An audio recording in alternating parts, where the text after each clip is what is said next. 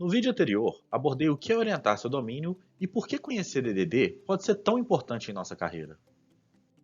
Introduzi a existência das disciplinas de design tático e estratégico e destaquei a enorme importância do design estratégico na prática do DDD, foco desse vídeo de hoje. Meu nome é Marcos Alexandre, eu sou um desenvolvedor que atua como arquiteto de soluções há alguns anos e esse aqui é o Drops. Nesse vídeo de número 2, quero detalhar mais a segunda parte do livro, que é aquela leitura menos prazerosa, mas é a mais importante da disciplina. Design estratégico, de que se trata? O paradigma orientado a objetos nos ensina a pensar em tudo como objetos. Porém, isso não é suficientemente completo quando precisamos transcrever a realidade para a programação. Para poder ficar mais próximo da realidade, precisamos pensar em termos de contextos de domínio, subir no degrau na hierarquia lá das camadas de software. Design orientado ao domínio permite que você utilize a abordagem de orientação a objetos, correlacionando-os em padrões que fazem mais sentido à fluidez do business. Na realidade, você pode usar qualquer paradigma de orientação voltado ao domínio, mas no momento eu quero concentrar as forças na orientação a objetos, que é o mais comum do dia a dia. E desse design emerge o capítulo mais forte, que é onde o DDD se apoia para analisar os cenários: contextos. Segundo o dicionário, contexto é a configuração na qual uma palavra ou declaração aparece e determina o seu significador. Deixa eu dar um exemplo. É normal que em uma solução sempre exista em algum momento o termo clientes.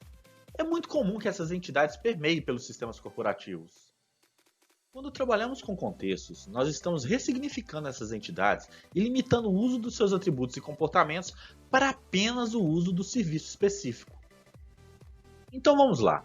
Quando estamos falando em clientes com o departamento de vendas, basicamente para eles o cliente é um ID, nome, telefone, informações que só interessam a vendas. Porém, quando falamos de clientes com time de marketing, clientes para eles já tem um contexto de interesse social, de rede, qual classe social que ele pertence, para direcionar estratégicas específicas para esse cliente. Já quando falamos com time de operações e suporte, cliente para eles já é outra coisa. É o histórico com a empresa, a última compra, quais foram os chamados que ele abriu anteriormente. E por fim, o departamento fiscal se preocupa apenas com a escrituração das notas fiscais emitidas, apuração de tributos relacionados com esse cliente da empresa. Então, essas quatro coisas exatamente iguais podem ter sentidos diferentes em cada contexto, e isso é o que chamamos de contextos delimitados. Cada um desses contextos podem ser separados e pensados para funcionar em cada aplicativo de domínio com sua própria estrutura de solução tecnológica, banco de dados e APIs. Desta maneira, aproveitamos o que de melhor cada tecnologia pode oferecer para resolver um problema específico de domínio. E para entender melhor esse design orientado ao domínio e como esses contextos delimitados vão emergir do business de sua aplicação, vamos entender como que funciona a técnica de análise do design estratégico, a modelagem de domínio. Para isso, vou narrar uma analogia sobre a construção de uma casa e com algumas frases importantes no canto do vídeo, quero que você vá correlacionando essa analogia com os passos da construção da análise do seu aplicativo. Suponha que você é um engenheiro civil e precisa construir uma casa. Quando você for solicitado a construir essa casa, quais serão suas primeiras perguntas? Aquelas perguntas estratégicas. Qual o tipo de casa, quantos andares, quanto você pretende gastar, são alguns exemplos dessas perguntas estratégicas. Feito isso, depois você vai conversar com os especialistas do domínio. Nesse exemplo, os membros da família que irão morar na casa, e não necessariamente quem está pagando pela obra.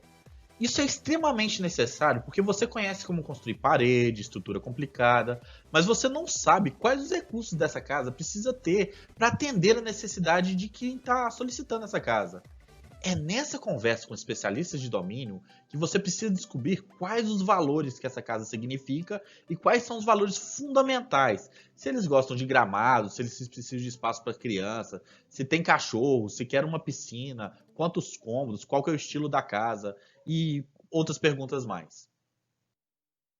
Então, por último, você vai ver o que outras pessoas com o mesmo calibre técnico do seu já fizeram para resolver os mesmos valores e são legais para esse mesmo projeto.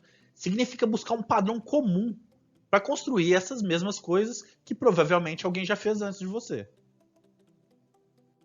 Agora que reunimos todas essas informações, é necessário criar uma imagem mental do que iremos construir. Legal.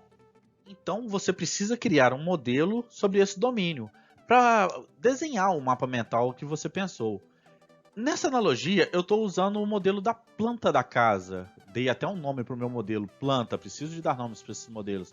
Mas você pode usar um quadro branco, um ML, um papel de pão, um diagrama de sequência, um diagrama de classe. Utilize o que fizer sentido, desde que você e o PO, né, o especialista do negócio, eles consigam bater o olho no desenho e entender aonde que quer chegar desse modelo mental. Sua casa agora é o seu modelo de domínio e as pequenas preocupações que precisamos ter, como o funcionamento da elétrica, da hidráulica, construção do cômodos, podem ser tratados como subdomínios. Então, nós passamos a criar um modelo detalhado sobre esses subdomínios. Nesse exemplo, essas delimitações em azul são os subdomínios. Isso significa que eles são vinculados uns com os outros e vão relacionar-se entre eles. O domínio é uma interpretação da realidade. Nem todos os aspectos do domínio podem fazer parte do modelo certo. São os aspectos escolhidos para a implementação do objeto que cada contexto vai caracterizar essa delimitação de cada um. A parede da sala pode ser um drywall, enquanto a parede da cozinha pode ser de alvenaria. Você precisa mapear o papel que cada um vai desempenhar dentro da sua delimitação do contexto. Esses desenhos se relacionam com proximidade ou com setas. Eles só precisam de evidenciar essa interrelação entre esses subdomínios, porque todos eles estão interrelacionados dentro do macrodomínio.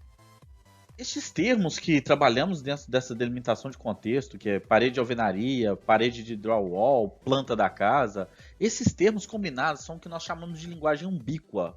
E são nesses termos que o DDD aplicado no seu código vai ser fundado. É nessa hora que vamos começar a transpor essas abstrações de objetos no seu modelo de domínio, nas classes e métodos. Agora que expliquei sobre contextos delimitados, então vamos correlacioná-los com design estratégico. Para entender bem de design estratégico, nós precisamos conhecer as ferramentas e conceitos que estão disponíveis para se trabalhar. Primeiro, linguagem ubíqua. Todo mundo falando a mesma coisa, a mesma língua. Eu vou dar um exemplo. Se eu usei alvenaria para me referir a uma parede, em nenhum lugar do código eu vou chamar de parede de tijolo. Será sempre alvenaria e é assim que eu vou comunicar com o especialista de negócio. Depois, mapa de contexto. O contexto delimitado ele acessa, visualiza ou se relaciona com o mapa de contexto. Toda análise e levantamento do domínio, desde a primeira conversa com o patrocinador ou seu representante, até as conversas com as pessoas que vão utilizar o software, elas vão produzir desenhos voltados para representar esses mapas de contextos. E todos esses desenhos precisam se relacionar com os outros de alguma forma. Essa é toda a documentação que você precisa manter nessa abordagem de DDD para produzir seu software em termos de levantamento de negócio. E por último, os contextos delimitados eles são mantidos unificados pela integração contínua.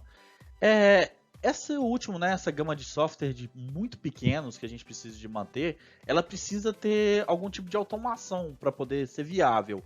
Não é foco desse vídeo agora falar sobre integração contínua, mas eu já recomendo a pesquisa do assunto desde já. Obrigado e até o próximo vídeo.